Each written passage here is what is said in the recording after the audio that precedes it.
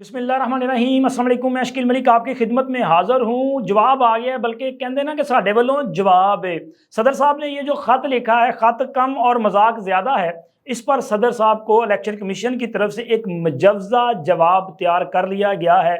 ये अंदर की बात यानी कि एक्सक्लूसिव स्टोरी है जो आपके साथ मैंने शेयर करनी। अभी आपको किसी मीडिया पे ये ख़त जो है, जवाबी ख़त, इसका जिक्र नहीं मिलेगा। हाँ, मुमकिन तौर पे जब आप ये वीडियो देख रहे हो तब तक शायद वो ख़त जो है, वो जवाबी ख़त जो है, उसके मंदरजात कुछ सामने आ चुके हों। तो इसके साथ साथ जनाब अलवी साहब की हैसियत खाम खा है। कौन है ये जो ये बातें कर रहा है? तो अलवी साहब ने कल एक ख़त तहरीर किया है। अलवी साहब जो कि इस वक्त कायम मकाम सदर की हैसियत से अपनी आइनी ज़िम्मेदारियाँ अदा कर रहे हैं, यानी कि उनकी 5 साला मियाद जो है वो तो मुकम्मल हो चुकी है। वो 8 सितंबर को अपनी मियाद मुकम्मल कर चुके हैं और उसके बाद उनकी हैसियत जो है वो एक निगरान यानी कि कायम मकाम सदर की हैसियत की है। आइनी तौर पे उनके पास ये ज़िम्मेदारी है कि जब तक नया सदर मुंतखब नहीं होता वो ईवान सदर में मौज मस्ती कर सकते हैं। ज़ाहिर है यार, जो सदर है तो उसके पास वो तमाम मराद भी मिल रही हैं, तनख्वाहें भी मिल रही हैं। और सदर साहब ने वैसे भी ये जो सारा काम किया है वो 8 के बाद, मतलब 8 गुजरने के बाद इसलिए किया है कि भाई साहब ने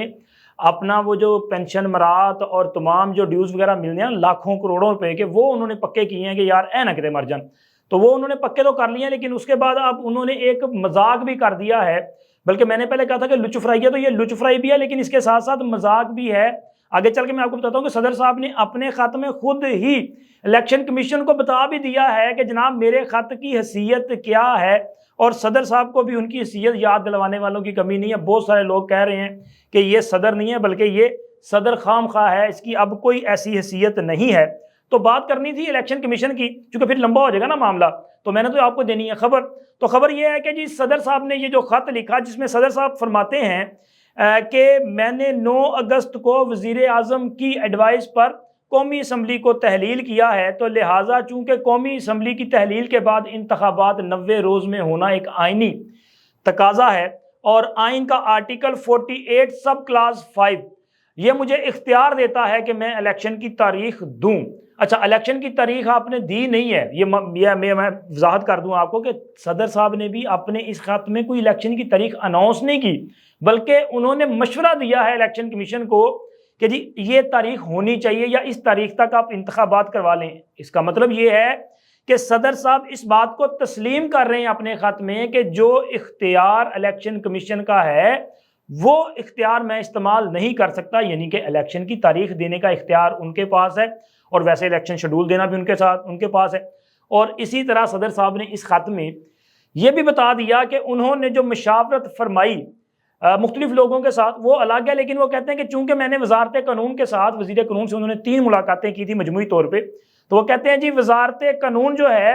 उनका मौकफ भी इलेक्शन कमीशन का जो मौकफ है उसी का, उनकी राय का हामिल है। इलेक्शन कमीशन को चूंकि सदर साहब ने एक खत लिखा था कि चीफ इलेक्शन कमिश्नर साहब आप तशरीफ लाएं, हम दोनों मिल के आइन के मुताबिक इंतखाबात की 90 रोज के अंदर अंदर तारीख का तयन कर लें। तो चीफ इलेक्शन कमिश्नर साहब ने इनको जवाबी खत लिखा था जिसमें उन्होंने बताया था कि जनाब सदर साहब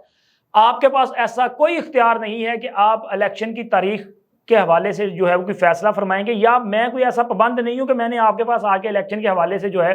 वो तारीख के तयन के लिए मशावरत करनी है। यानी कि उन्होंने इनको ठोक के, कहते ना पंजाबी जवाब देना, तो इनको दिया था ठोक के जवाब और इनको इनकी हैसियत बताई थी कि जी आपका काम है सिर्फ आप एक अलामती ओहदे पे बैठे हैं तो उसका काम करें। लेकिन सदर साहब पे जनाब प्रेशर था, सदर साहब पे ज़ाहिर है वो तहरीक इंसाफ की वजह से सदर ममलिकत मुंतखब हुए थे और वहाँ पे जेल में बैठा इमरान खान भी इनके लिए कोई अच्छी बातें तो नहीं कर रहा, वहाँ से वो बददुआएं दे रहा है कि ये कैसा बंदा है। वो तो कह रहा है कि जनाब अलवी तेरा कख न रहे, तूने तो मुझे कहीं का नहीं छोड़ा। खैर वो तो कोई और भी ख्वाहिशात रखते हैं कि शायद अलवी साहब ये कर दें, तो अलवी साहब ने पंजाबी कहते हैं गोंगलों से मिट्टी झाड़नी, तो उन्होंने गोंगलों से मिट्टी झाड़ दी है जनाब। उन्होंने खत भी लिख दिया है, इलेक्शन कमीशन को बता भी दिया है कि जी ये मेरी हैसियत है। अब इलेक्शन कमीशन ने इस पे जो इब्तदाई मशावरत की है, जिस वक्त मैं ये वीडियो रिकॉर्ड कर रहा हूँ उस वक्त इलेक्शन कमीशन में एक इजलास जारी है, तो हम मेरे ज़राए के हवाले से ये खबर जो है वो मैंने कंफर्म की है। तो उसमें यह जी सदर साहब को उसी तरह का मोहब्बत नामा भेज दिया जाएगा जिस तरह का इनको पहले मोहब्बत नामा गया था। अभी जब इन्होंने बुलाया था मुलाकात के लिए तब भी इनको जवाब गया था, और इसके बाद अभी जो जाएगा जवाब वो उसी से मिलता जुलता होगा। लेकिन ये भी आप याद में रखें कि इससे पहले पंजाब और खैबर पख्तूनख्वा के इंतखाबात का मामला जब सुप्रीम कोर्ट में था तो उस वक्त भी ये मामला चलते रहे हैं, सदर साहब खतो किताबत फरमाते रहे, लेकिन इलेक्शन कमीशन ने उनसे मुलाकात नहीं की थी, बल्कि जो सदर साहब ने तारीख दी थी उस पर भी इलेक्शन नहीं हुआ था। बाद में सुप्रीम कोर्ट का एक हुक्मनामा जारी हुआ, उस हुक्मनामे के बाद इलेक्शन कमीशन ने शेड्यूल जारी कर दिया, लेकिन शेड्यूल जारी करने के बावजूद भी इंतखाबात नहीं हुए थे, क्योंकि इंतखाबात नहीं होने थे। अब सदर साहब को जो जवाब जा रहा है उसमें जी जनाब सीधी सीधी तरह वो पंजाबी च कहते हैं ना कि सदर साहब को उन्होंने कहना है कि जा साडे वालों जवाब है, मतलब कि सदर साहब की ये जो तारीख है ये किसी तारीख का हिस्सा बन जाएगी। उनको जो जवाब भेजा जा रहा है उसमें ये नुकात उठाए जा रहे हैं कि चूंकि आइन के आर्टिकल 51 के तहत हल्का बंदियां करवाना जो है वो इलेक्शन कमीशन का काम है और ये भी एक आइनी तकाजा है, और इससे पहले ये हुकूमत वक्त जो है फैसला कर चुकी है कि आइंदा इंतखाबात जो है वो नई मरदमशुमारी के मुताबिक होंगे, तो लिहाजा इस वक्त इलेक्शन कमीशन इलेक्शन प्रोसेस में वो कह रहे हैं कि हम उसमें अपना काम कर रहे हैं, यानी कि हल्का बंदियां भी इसी का हिस्सा हैं। तो वो इसमें ये फैसला किया जा रहा है कि जी वो बताएंगे सदर साहब को कि हम हल्का बंदियों पे काम कर रहे हैं, जो काम जो है वो होपफुली कि वो दिसंबर में कंप्लीट होगा, तो फिर उसके बाद जो है वो हल्का बंदियों के बाद मजीद तकरीबन कोई कम से कम 2 माह का अरसा दरकार होगा कि मजीद जो तैयारियां करनी है। तो लिहाजा ये जवाब दिया जा रहा है कि सदर साहब इन इंतखाबात पे इस तारीख पे इलेक्शन जो है वो करवाना मुमकिन नहीं है। तो जनाब सदर साहब को ये बता दिया है, लेकिन सदर साहब ने खुद भी ये जो है वो बता दिया है कि जनाब अली मेरे साथ चूँकि आपने भी मुझे उस वक्त जो है वो कोई वो कहते हैं ना पंजाबी च घाह ना पाया, आपने भी घास नहीं डाली थी, फिर वजारत कानून ने घास नहीं डाली, तो अब ये इसी पे एक बयान जो है इसी पे जवाब जो है वो सदर साहब को मुलाकात के लिए कोई नहीं जाएगा। जिस तरह ये खत आया है उसी तरह से वो कहते हैं ना मैंने खत सनम के नाम लिखा, तो इसी तरह का एक खत जो है उसका जवाब सदर साहब को भेज दिया जाएगा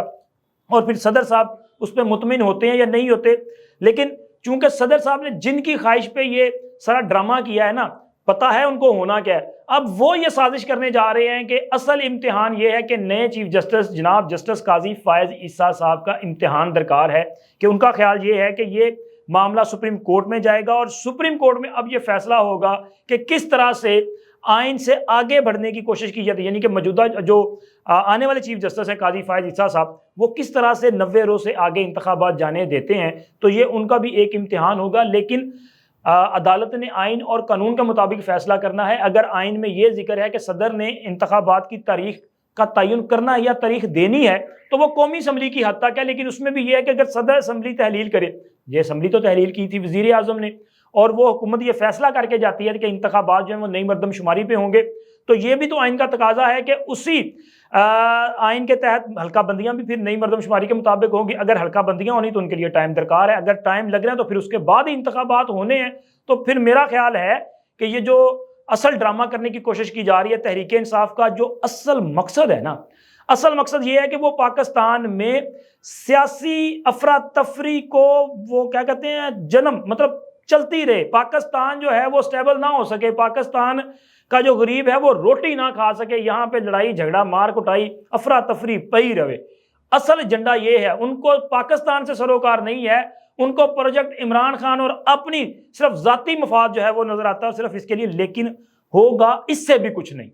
बिलाखिर क्योंकि जो फैसला करने वाले हैं, मैंने अपने बहुत सारे वीलॉग्स में पहले भी शेयर किया है कि चीज़ें जो हैं वो इस तरह से नहीं होती, पॉलिसीज बनाई जाती हैं, उन पर अमल दरामद करवाया जाता है, और इंतखाबात अगर 90 रोज से कोई चंद रोज ऊपर भी चले जाएंगे तो कोई क़यामत बर्पा नहीं हो जाएगी। इंतखाबात हो जाएंगे जनवरी के आखिर में या फरवरी के फर्स्ट में इंतखाबात हो जाएंगे, इंतखाबात की तैयारियां शुरू करें। तहरीक इंसाफ को किसने रोका है कि पार्टी इंतखाबात अपने पार्टी इलेक्शन ना करवाएं?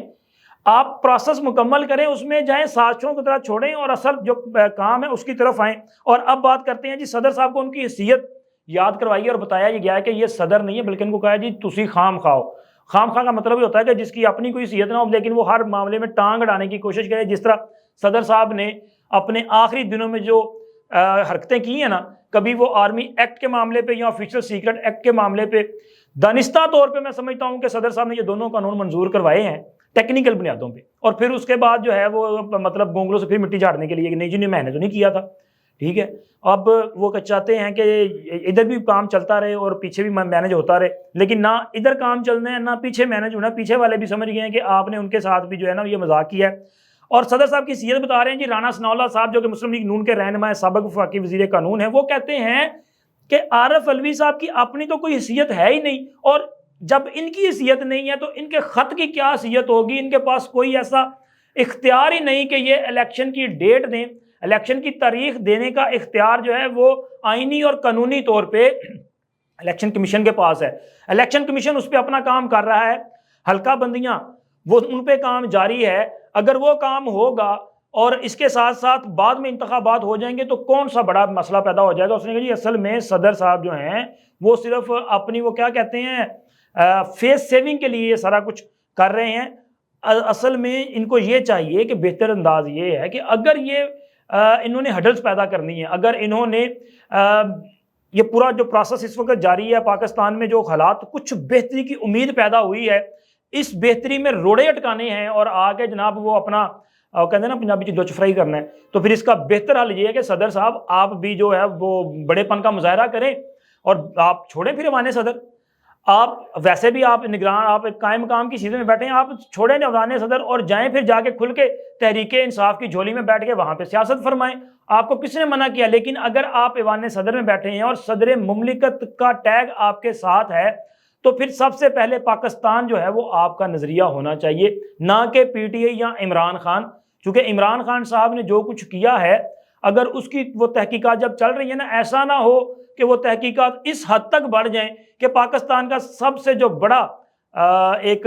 सिंबल है ना वो घर जो है जिसमें आप बैठे हैं, कहीं वो ताने बाने उस तरफ ना आ जाएंगे, यहाँ पे बैठ के भी साजिशें जो हैं वो होती रही हैं और फिर शायद आपके लिए ज़्यादा मुश्किलात जो हैं वो पैदा हो सकती हैं। क्योंकि आपने लोगों को नाराज़ किया है, उन लोगों को भी नाराज़ किया है, आपने वादे किए और वादे तोड़े हैं। तो वादा जो तोड़ता है उसका आपको अगर नहीं अंदाज़ा तो बिल्कुल आखिर में बता देता हूँ कि फिर याद रखेंगे परवेज़ लाई साहब जिस तरह उनके साथ हो रहा है ना, जो वादा खिलाफी करता है और उसके साथ फिर इस तरह का काम ही होता है। अब आपकी मर्जी है कि आपने जो भी आपने चूज़ करना है वो आप कर लें। मिलते हैं अगली वीडियो में। अल्लाह हाफिज़।